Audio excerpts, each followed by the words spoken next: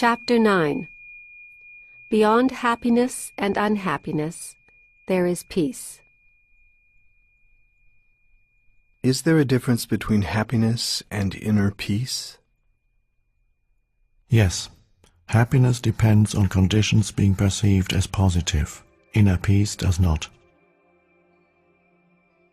Isn't it possible to attract only positive conditions into our life?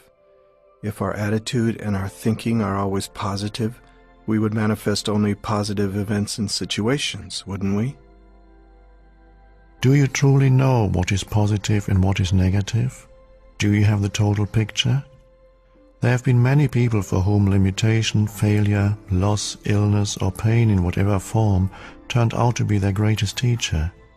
It taught them to let go of false self-images and superficial, ego-dictated goals and desires. It gave them depth, humility, and compassion. It made them more real.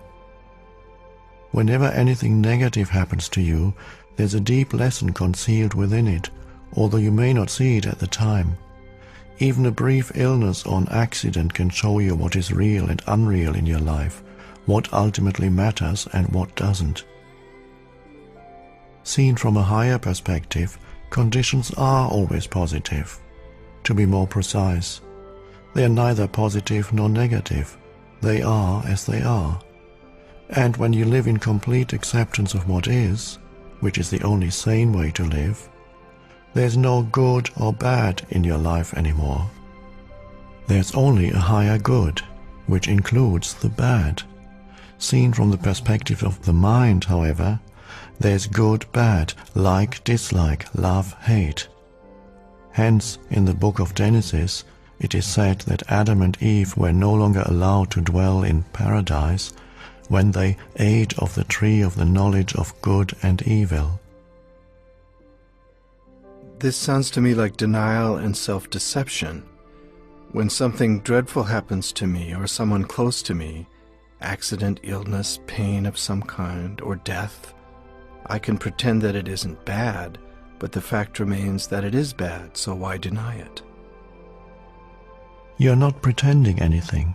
You're allowing it to be as it is, that's all.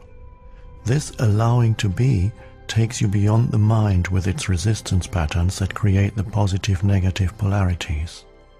It is an essential aspect of forgiveness.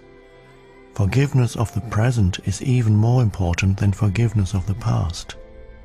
If you forgive every moment, allow it to be as it is, then there will be no accumulation of resentment that needs to be forgiven at some later time. Remember that we are not talking about happiness here. For example, when a loved one has just died, or you feel your own death approaching, you cannot be happy. It is impossible. But you can be at peace. There may be sadness and tears, but provided that you have relinquished resistance, underneath the sadness you will feel a deep serenity, a stillness, a sacred presence.